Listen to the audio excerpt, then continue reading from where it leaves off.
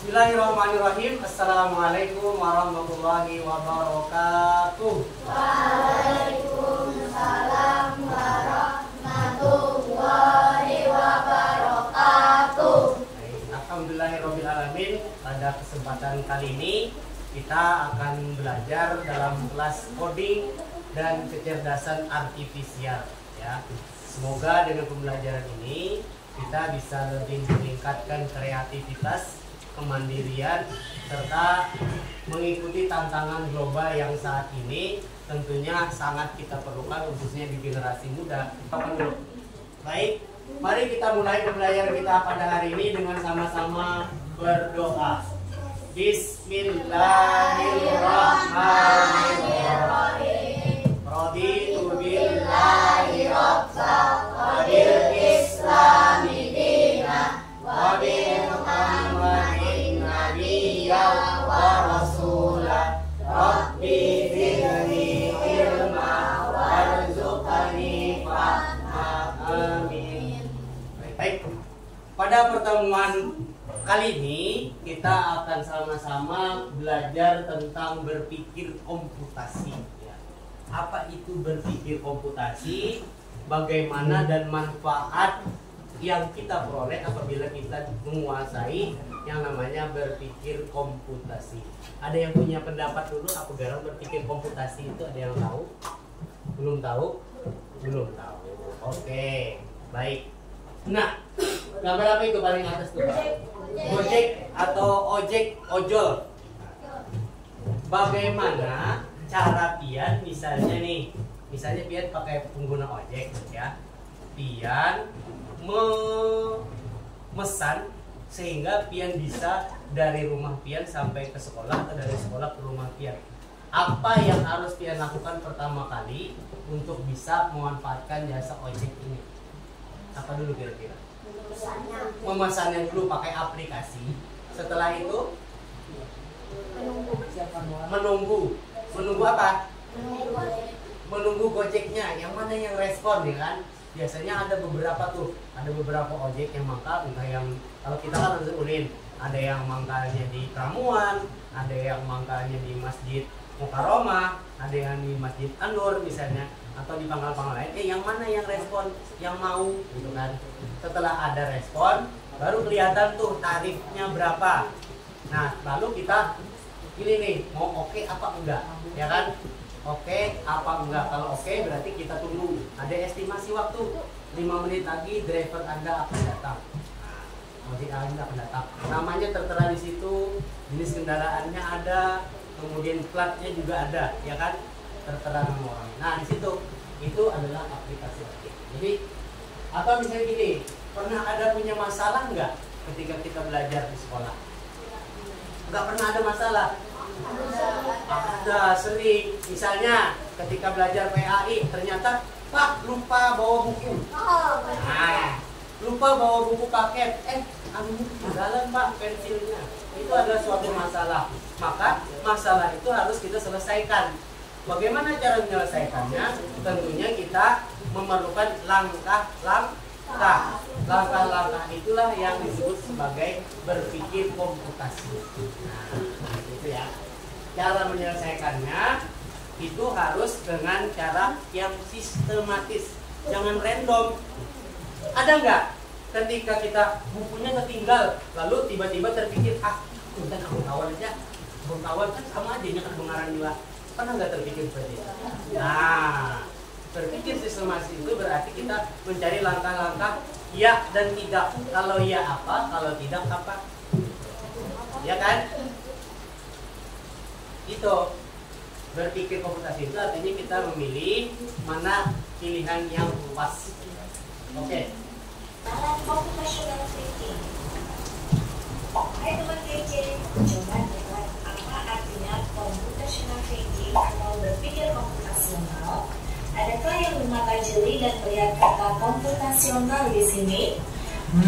Jadi mungkin ada hubungannya dengan komputer ya. Iya, betul sekali. Jempol buat kamu yang sudah menebak dengan benar. Berpikir komputasional adalah proses berpikir untuk menyelesaikan masalah dengan efektif dan efisien.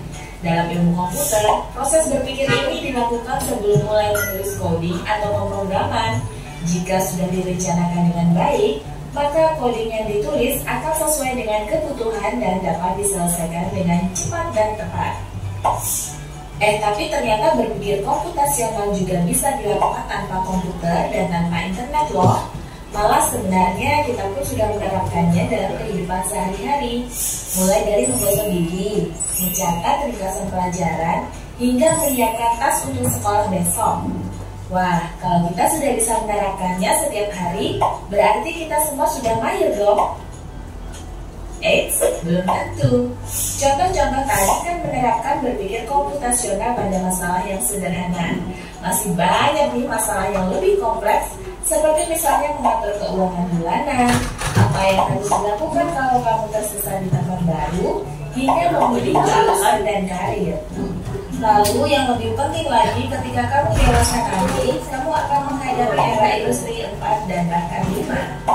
Di sini kamu perlu kecakapan untuk memanfaatkan dunia digital, mulai dari mencari dan memilah informasi yang kamu perlukan, hingga menggunakan informasi itu untuk membuat keputusan penting dalam hidupmu. Menghadapi masalah kompleks kehidupan di masa sekarang dan masa depan ini mirip seperti merencanakan coding yang sudah dibahas sebelumnya. Kuncinya adalah memahami masalah dengan tuntas dan mencari cara menyelesaikan yang efektif dan efisien. Nah, kalau begitu, bagaimana agar kita bisa berpikir komputasional? Sekarang kita bahas ya, 4 landasan dari berpikir komputasional.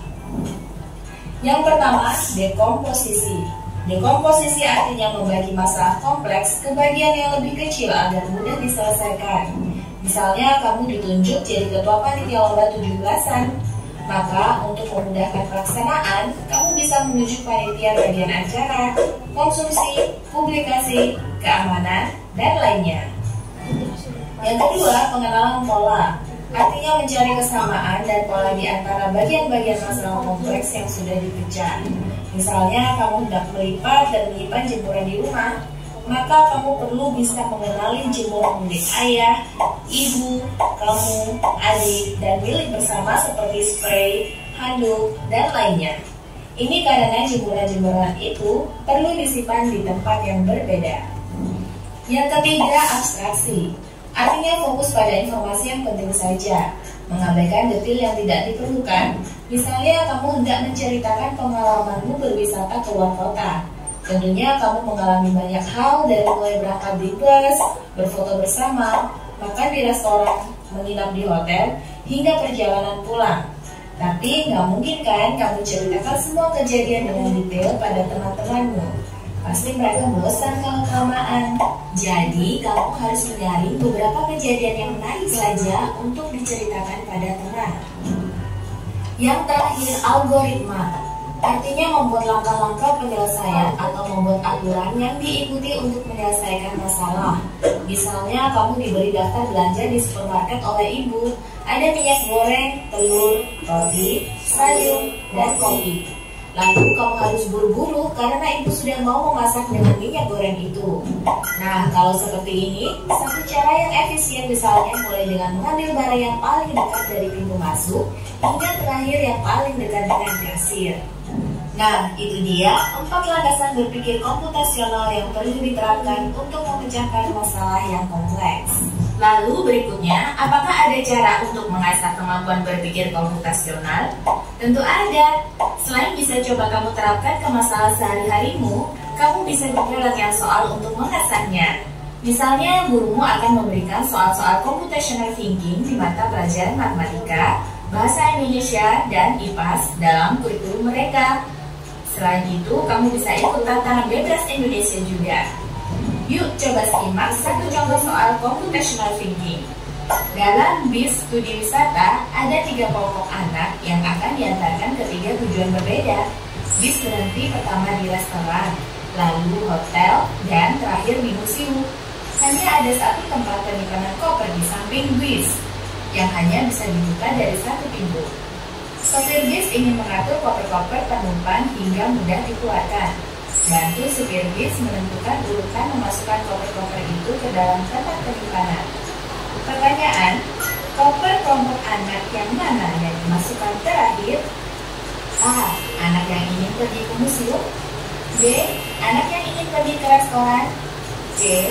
Anak yang ingin pergi ke hotel. Atau D. Yang mana pun boleh. Tadi sudah kita menyimak sama-sama video apa itu berpikir komputasi. Bisakah kalian mengulas kembali apa itu berpikir komputasi? Anda bisa? Apa itu? Ya, apa yang diingat?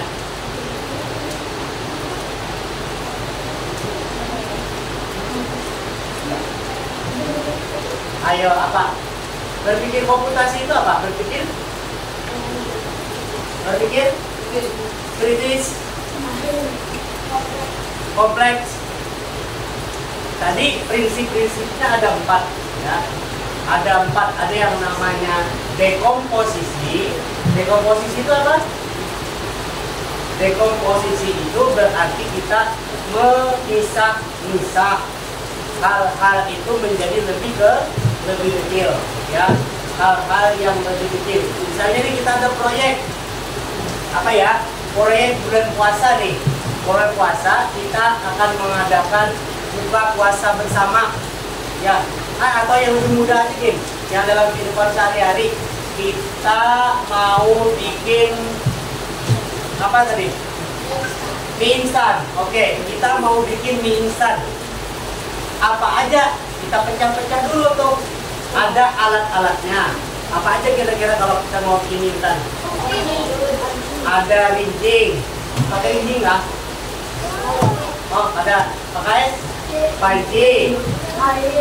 Air itu bahan apa alat?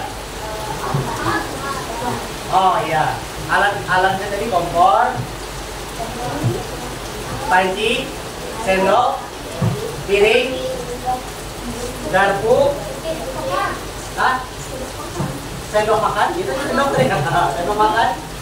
Kemudian bahannya, nah tadi kan 1, kita pecah-pecah dulu tuh, apa kebutuhan kita. Nah, kemudian bahannya ada air, ada mie, ada sayur-sayur, ada bumbu-bumbu, tambah telur, topping yang lain lagi, ada kerupuk, kecap, sambal, sosis, ayam, timun, ada brok, macam-macam. Ya.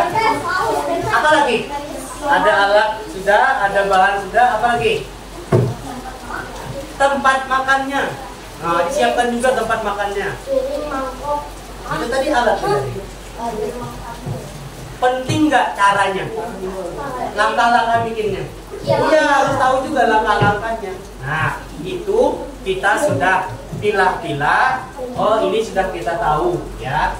Pilah-pilah ya. Jadi, apa itu berpikir komputasi? Yaitu proses menguraikan masalah yang rumit menjadi komponen yang lebih sederhana. Jadi kita perkecil dulu. Oh, ada ini, ada ini, ada ini, ada ini. Itu caranya ya.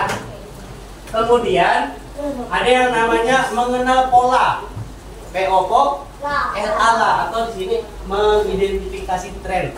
Ketika kita membuat mie goreng tadi, ada pola yang sama. Iya kan? Ada yang pola sama berulang. Mengaduk. Enggak, maksudnya mau bikin mie goreng, mau bikin mie instan, mau bikin kuitiau goreng, ataupun mau bikin nasi goreng, hampir mirip sama.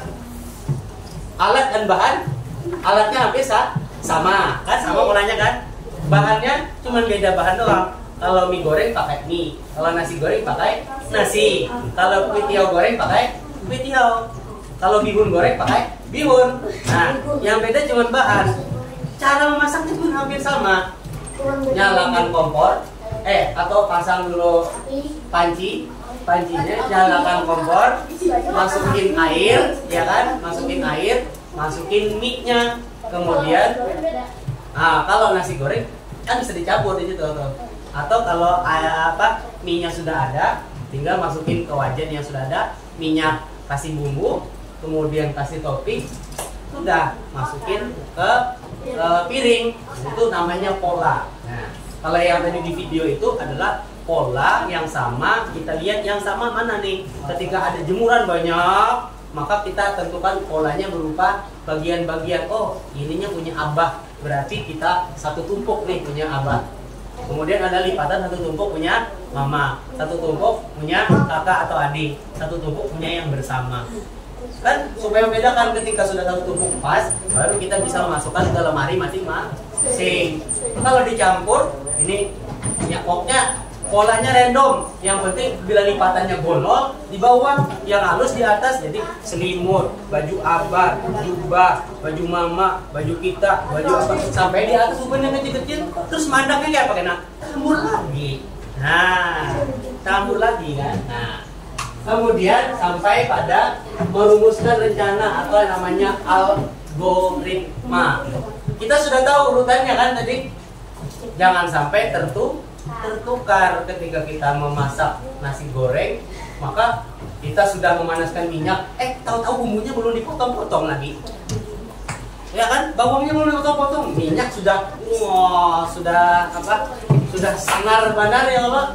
Nah, jangan sampai, berarti sebelum kita memasukkan apa-apa ke dalam rinjing, dalam wajan, maka kita sudah membuat bumbu. Nasinya sudahkah dirahai?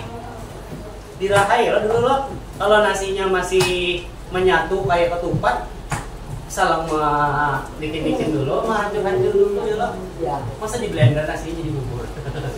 Gitu, ya. Nah, itu disebut sebagai berpikir komputasi. Nah, kenapa sih kita harus berpikir komputasi? Kenapa? Kan katanya tadi kita itu sebenarnya di dalam kehidupan sehari-hari sebenarnya sudah menerapkan berpikir komputasi, ya. Apabila kita melaksanakan sesuai dengan rencana kita, pola kita tetap tiap hari dan tidak ada masalah, maka itu sebenarnya kita sudah berpikir komputasi. Ya, hari ini hari Rabu ada mata pelajaran di kelas masing-masing. Nah, maka kita sudah menerapkan itu pola kita sudah tahu kapan kita menyiapkan buku-buku pelajarannya. Kemarin sore misalnya, itu kan terpola tiap hari tuh. Pokoknya kalau sore kedinginan pasti malamnya. Bukannya random. Kalau menyiapkan bukunya random, kadang-kadang sore, kadang-kadang pas ada pulang sekolah mencari bukunya, maka itu akan menyebabkan masalah kekacauan buku. Ya, tapi kalau sudah terpola, ya kan? Kalau sudah terpola, pokoknya kalau tiap habis sholat isya misalnya, langsung tuh nyarinya, baik itu baju seragamnya, buku paket, buku pelajaran, ataupun mengenai tugas-tugas. Ini sudah tergawi kan tugasnya nih. Nah, gitu. Ya. Nah, kenapa harus berpikir komputasi? Untuk keterampilan masa depan kita. Di masa depan, salah satu kemampuan yang paling dibutuhkan itu adalah berpikir komputasi. Jangan sampai kita terpaku dengan AI nanti ujungnya. Jangan apa-apa AI. Ya, coding itu apa? Coding itu apa? Bukannya mencari di buku atau bertakun, tapi malah bertakun di AI. Coding adalah. Nah, akhirnya ketika ditanya dulu, nyarinya komputer dulu, ke WA dulu. Apakah benar? Yakin jawabannya itu AI? Enggak yakin juga. Karena nanti kita belajar setelah ini, AI itu dia berpikir sesuai dengan masukan kita, sesuai dengan apa yang sering kita lihat, apa yang sering kita tanyakan, maka jawaban kita mengarah ke situ. Ya, sesuai dengan promptnya. Gitu. Coba aja kalau Kian tanya di WA ada kan Meta AI? Nah, coba ditanya masing-masing yang punya handphone. Tanya, tulis sekarang Kian, siapa Farel? Siapa Gina? Siapa Hana? Siapa Najwa? Coba tanya. Nah, coba siapa Gaisan? Ada nggak jawabannya? Fiksi, ada. Oh. Nah, coba baca Najwa dulu. Hah? Maksudnya? Najwa Shihab. Wah, Najwa ternyata Najwa Shihab. Dia nggak tahu kan? AI nggak tahu dengan Najwa. Kenapa? Karena Najwa belum punya apa namanya produk, ya kan? Belum pernah tampil di YouTube misalnya, belum pernah ada di mana-mana gitu, diliput nggak pernah. Makanya tahunya Najwa Shihab. Pare apa? Apa katanya? Karena adalah nama yang aku gunakan untuk memanggil kamu. Soalnya untuk ya pernah bilang aja gitu. Oh, pernah komunikasi dengan Meta AI. Nah, kan? Tapi taunya metanya yang ada di handphone Farel. Ah, anak. Nah, anak ada cerita fiksi. Taunya anak itu adalah saudaranya Elsa berarti. Ya kan? Ya. Coba. Nah, siapa Bapak Rijal? Pertanyaan yang menarik, namun aku tidak memiliki informasi tentang seorang bernama Bapak Rijal. Apa kau? Nah, artinya AI pun kada tahu. Jadi kitalah yang sebenarnya memiliki otak komputasi itu. Jangan pernah bilang AI itu yang paling pintar. Nanti di pertemuan-pertemuan berikutnya ada yang namanya limitasi AI, limitasi kecerdasan artifisial. Tuh, ya. Oke. Nah, kecanggihan teknologi dan integrasi ini ke dalam kehidupan kita sehari-hari itu semakin meningkat, sehingga dunia digital ini mau tidak mau kita harus tetap hadapi. Tapi kalau nggak ada di handphone, bukan berarti tidak pernah menghadapi dunia digital, ya kan? Kita sudah bertemu dengan teknologi, ada TV, mulai dari TV tabung. Kalau Bapak, mulai dari TV kada berwarna sampai TV tabung, banyak TV sampai tetap tabung, sampai TV LCD, TV LED, sampai ini smart TV, ya kalau. Nah, atau jangan-jangan nanti entahlah 3, 5, 10 tahun yang lalu TV sudah nggak ada. Ya, yang ada mungkin seperti kacamata mungkin. Ya, kita anak perlu apa, kita tinggal bikin kacamata, oh ada sini. Atau holografik, oh di sini kalau ke TV. Kalau monogratik langsung sana layarnya dari handphone kita misalnya. Itu kan, ada VR gitu. Nah, ya. Itu semakin membuka mata kita, oh ternyata teknologi itu memang ada sudah, ya kan? Dalam kita pengetahuan agama, kita mungkin, loh, gimana caranya Allah nanti menampakkan segala perbuatan kita di yaumil mahsyar nanti? Pernah nggak berpikir? Kan dalam Al-Quran dikatakan, al-yawma nahtimu ala afwahihim wa tukallimuna arjuluhum, ya kan? Allah nanti di akhirat nanti itu tangan berbicara, kaki bersaksi, kemudian nanti ditampaikan buku catatan amal serta videonya. Loh, kayak apa? Dulu kita kada mau pikir, sekarang loh kayaknya realistis deh. Kalau Allah punya chip tertentu yang ditanamkan di mata kita, ternyata kita bisa mengulang kembali, kita bisa melihat loh apa yang terjadi kita dari sejak kita balik sampai kita meninggal. Bahkan sekarang aja di mata kita sudah tersimpan kan wajah Abah Pian, wajah Mama Pian masih membayangkan kenangan-kenangan itu ada. Tapi kadang-kadang kenangan itu tidak tersimpan karena dihapus atau terhapus atau memang kita tidak mengambil memori itu. Ya kan? Nah, gitu. Kita dikaruniai oleh Allah Subhanahu wa taala otak itu berjuta-juta terabyte. Ya kan? Kalau kita pakai akun belajar ID, simpanan kita itu sampai 100 giga. Kalau Pian pakai google.com saja, ya, Ana Asmi misalnya @gmail.com itu cuma 15 giga. Ya, pernah buka penyimpanannya 15 giga. Tapi kalau pakai belajar ID 100 giga. Apa di laptop itu pakai guruinovatif.net itu pakai 100 tera. Iya, anunya, simpanannya. Tapi itu simpanannya di mana? Bukan di laptop, di awan. Simpanannya di awan, ya. Jadi kalau mau ngambil datanya, ambil, buka di awan, pakai password, ambil, dapat datanya di awan. Ini, ya. Nih, pakai akun Bapak. Nih pakai OneDrive.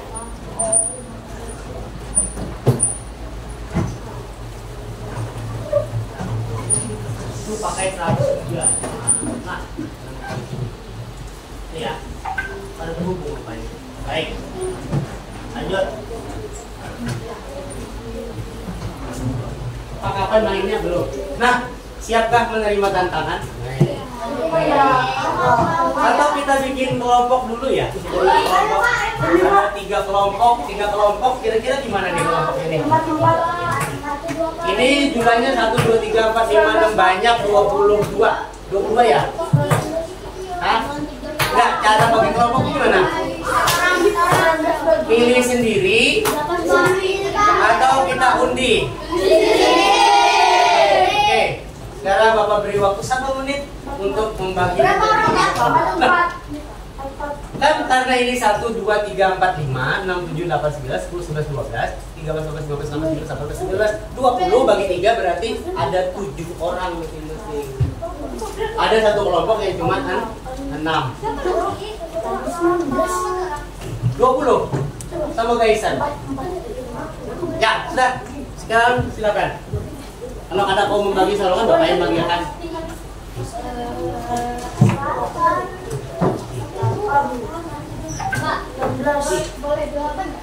Enggak, 7. Oh, karena ceweknya 8 ya? Oke, satu kelompok, ceweknya satu kelompok. Berarti laki-lakinya aja bagi 2.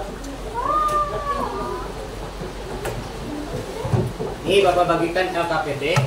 Coba diselesaikan dulu, nanti Bapak minta penyelesaiannya seperti apa.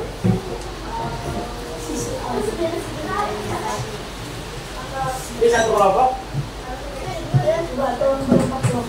Ini tambah 1. Nah, ini satu kelompok ke 7 belakang kayak gitu. Nah, ini jadi 4 kelompok karena. Nah, ini satu kelompok, dan satu kelompok. Kan 3 dong. Kalau ini cuma berempat, itu berempat, itu bertiga, ini ber8, jadi 4 kelompok. Iya, ini gabung.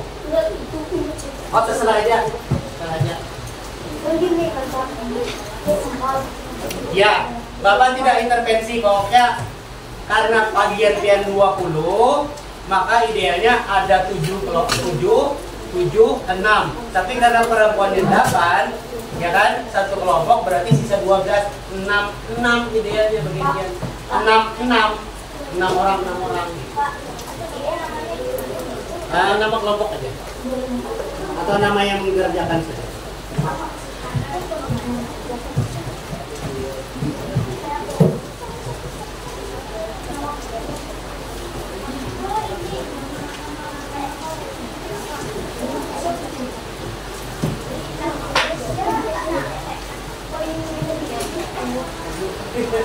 Ya, hijau pakai pensil boleh. Ya, di garis pakai pensil. Kalau ini diurutkan. Kalau ini dijawab. Ini namanya pengenalan pola. Ini algoritma.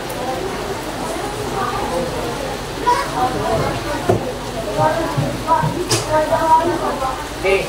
Kalau gambar beduk berarti huruf A. Nah, kalau ketupat berarti H. Dan masing-masing satu kelompok satu macam.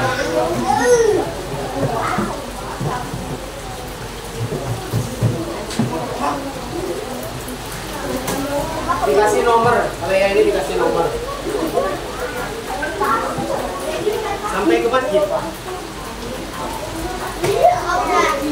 Sudah? Ini nomor nih. Kasih nomor.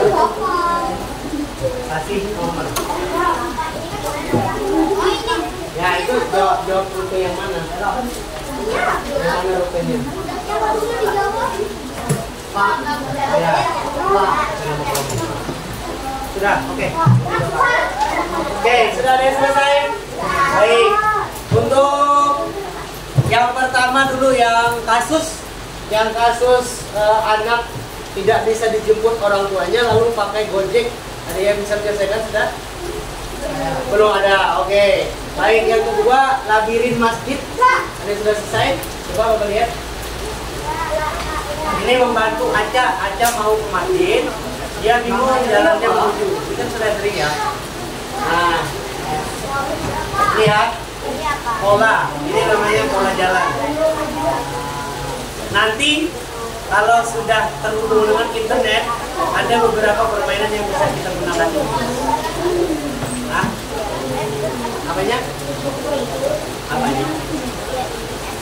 menurut Pian Bang dari bacaan ini yang mana? Pian mengambil jalur yang mana?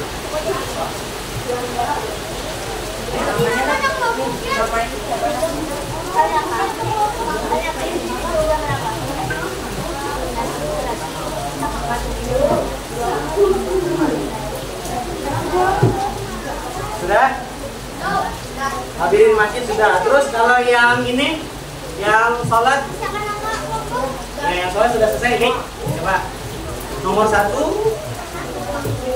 satu takbiratul ihram, 2 iftitah, 3 ruku, 4 iktidal, 5 sujud, 6 duduk ganda 2 sujud, 7 tasyahud, 8 salam. Oke, nah ini namanya algoritma. Jangan sampai diburu. Oke. Kalau yang pola satunya lagi, iya benar sudah. Hah?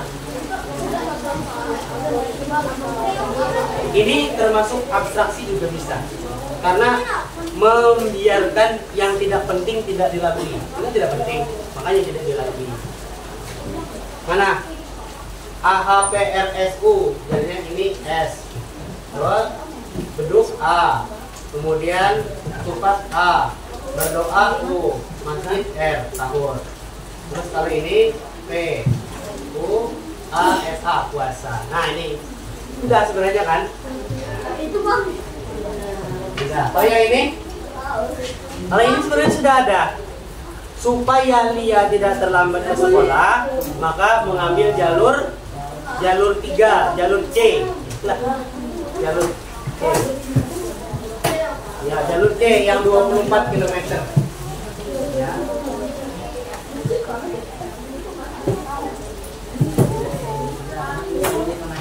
Sudah? Oke, kembali ke layar.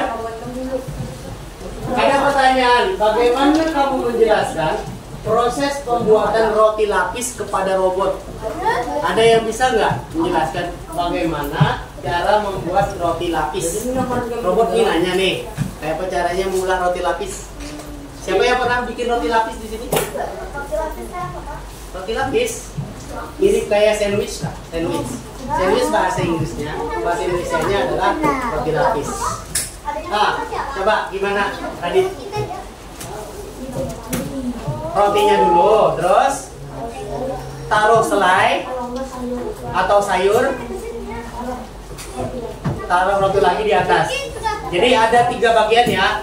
Ada roti paling bawah, tengahnya itu diisi dengan selai atau boleh dengan sayur atau sosis atau daging, telur juga boleh, tomat-tomatan, tomat boleh. Tomat itu yang saus atau yang buat? Saus bisa. Ya, mayones juga masuk. Ini hamburger ya. Tapi kalau roti lapis berarti rotinya itu bukan roti yang bulat. Rotinya segitiga atau segi 4. Nah, kotak. Itu baru namanya kalau segitiga sandwich, ya kan? Baik. Ya, ambil roti, oleskan selai, tambahkan buah atau daging atau sayur, lalu tutup lagi dengan roti. Nah itu bagaimana cara kita menjelaskan, ya. Nah, oke, lanjut. Nah, soal nomor 2. Langkah apa yang akan diambil jika kita ingin mengembangkan program yang mengurutkan nama siswa dari A hingga Z? Misalnya nih, Pian jadi sekretaris kelas, ya kan? Ada ngaran-ngarannya, ngaran lengkap. Nah, lalu mengumpul ngaran masing-masing nih 28 siswa. Bagaimana cara sekretaris untuk mengurutkan sesuai abjad? Siapa yang pernah jadi sekretaris? Nah, nggak pernah. Atau jadi ketua kelas? Nah, kebiasaan Pak yang mengurutkannya kepala kandung apa? Wali kelas aja yang mengurutkan. Gimana caranya? Atau ada yang sudah familiar dengan Excel? Gampang Pak. Blok A, kontrol semuanya, blok semuanya, kemudian sort A to Z. Wah, iyalah. Ya, gimana Kin? Dari huruf yang depannya A, dipilih semua dulu. sampai Z. Setelah itu, kalau misalnya ada huruf A-nya sama, ada Ahmad dengan Azza lawan Az-Zahra. Kira-kira yang mana dulu? Ahmad itu. Kenapa jadi Ahmad? Berarti setelah huruf awal, huruf kedua pulang dilihat. Ya, pertama kumpulkan dulu yang A semua, B semua, C. Kemudian dari A semua itu lihat dari huruf keduanya mana yang lebih abjatan lagi, ya kan? Kalau ada AA misalnya, AA di Jawa Barat itu banyak yang ngarannya AA. Iya, AA. Ya, AA. Atau misalnya kalau ada AA, AB, berarti Abdurrahman kah, Abdul kah, ya Allah, AB.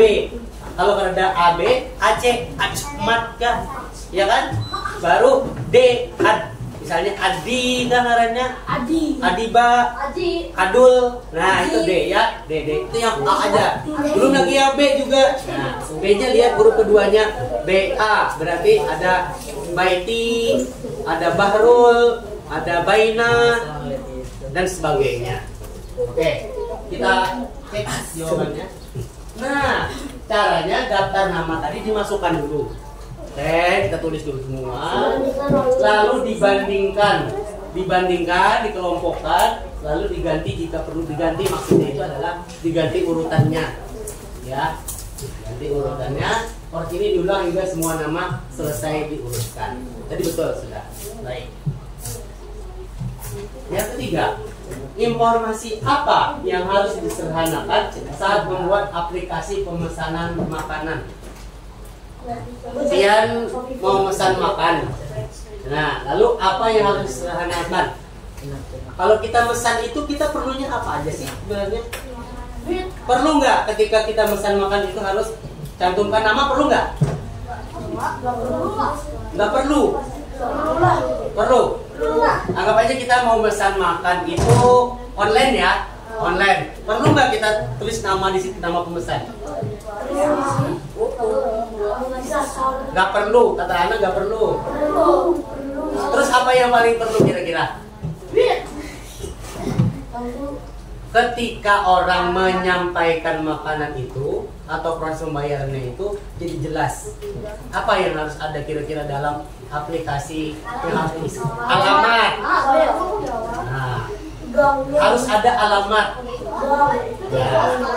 Alamat apa aja yang diperlukan? Alamat kan banyak. Alamat itu ada jalan, ada RT, ada RW, ada nomor, ada blok, ada kelurahan, ada kecamatan, ada kabupaten, ada provinsi. Nah, jadi perlu apa kira-kira? Semuanya. Privasi. Nah, ingat, kita menyampaikan informasi di internet, kita harus ingat ada hal yang privasi. Kalau terlalu mendetail, nanti jangan-jangan datang paket gono dari Cina. Siapa yang ngirim udah tahu? Isinya adalah isinya misalnya bom kah? Atau isinya adalah ternyata banyak sabu-sabu 50 kilo. Berbahaya, membuka unboxing, datang Densus 88, tertangkap kita. Tapi kalau udah detail nanti dia juga bingung. Ya, makanya detail itu yang penting apanya dulu, apanya. Nah, alamat itu yang penting ada namanya dulu ya, atau inisial. Terus yang kedua, alamat yang penting itu adalah kalau kita di komplek ya komplek, ya kan? Komplek, blok, sama nomor rumahnya yang penting. Itu saja. Handphone, nomor telepon perlu nggak dicantumkan? Nggak perlu. Terus kalau misalnya si kurir nggak ketemu, alamatnya gimana? Perlu dong. Perlu dong. Oh, pas melihat ya. Tapi kita nggak tahu kurir yang mana. Iya. Ada banyak. Hah? Ya, jadi kita kalau mau aplikasi seperti itu yang penting informasi pentingnya dulu. Kalau kita pesan makan, berarti yang perlu itu adalah data pemesannya siapa, bayarnya caranya kayak apa, ya kan? Gitu kan. Dikirimnya pakai apa? Kita di kuning banyak, tapi kalau sudah jelas itu dikirim mau pakai JNT aja, berarti kita fokus lewat tanggo Gojek, itu lain pakai tulun. Datang misalnya kargo, lain pululon itu. Datang si cepat lain, Ninja Express lain, JNT oh iya kira-kira. Siapa? Ya kan, si lambat. Ya, nah konsentrasi pada penting seperti menunya yang dipilih apa, harganya berapa. Nah ini kita menggunakan namanya abstraksi. Jadi hal-hal yang tidak penting tidak perlu kita cantum. Ada lagi. Inventaris yang tidak teratur merupakan masalah bagi sebuah toko atau misalnya di kelas saja. Bagaimana kita dapat membagi masalah ini menjadi bagian-bagian yang lebih mudah untuk dikelola. Di kelas kita ada sesapu, ada buku-buku tugas, ada buku-buku paket, ada portofolio, ada meja kursi. Bagaimana cara ngaturnya? Disusun, penyusunnya. Begitu. Ya, cara nyusunnya itu disusun. Ini sesapu, Anda. Sini, habis itu buku, habis itu semuanya, susun semuanya. Dipecah-pecah, bukunya dipecah.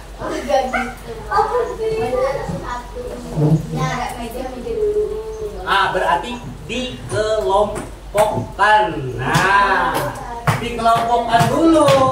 Kalau ada buku paketnya kelompokkan dulu. Ini khusus buku paket. Jangan disusun, Pak. Pokoknya nih, ada semua nih. Susun aja semuanya.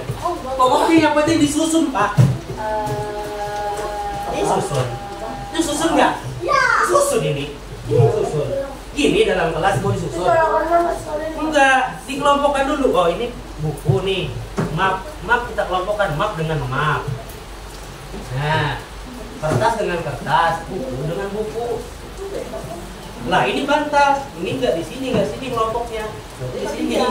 Nah, kayak gitu, ya kan? Dikelompokkan dulu, baru diletakkan sesuai dengan ya. Ini kelompoknya digulung, tinggal disimpan berarti di gudang. Gitu. Ya. Oke. Nih, kita lebih mudah berkonsentrasi pada informasi seperti kan? Oh gini. Nah, dengan membagi masalah yang rumit menjadi langkah-langkah yang lebih kecil lebih mudah dicapai. Ini pakai metode dekomposisi. Ya, kita kelompokkan, ya, dekomposisi. Sama seperti kita mengelompokkan tadi alat, bahan, bumbu-bumbu, cara memasak.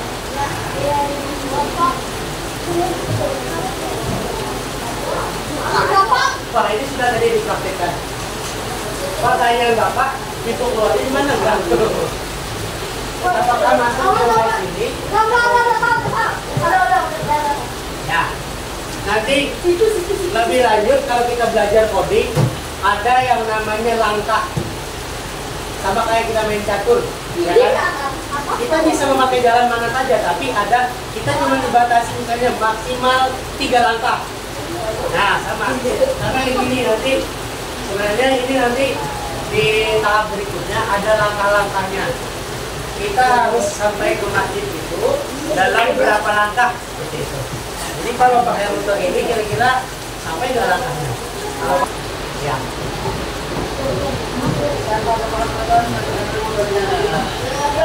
Ada berdoa.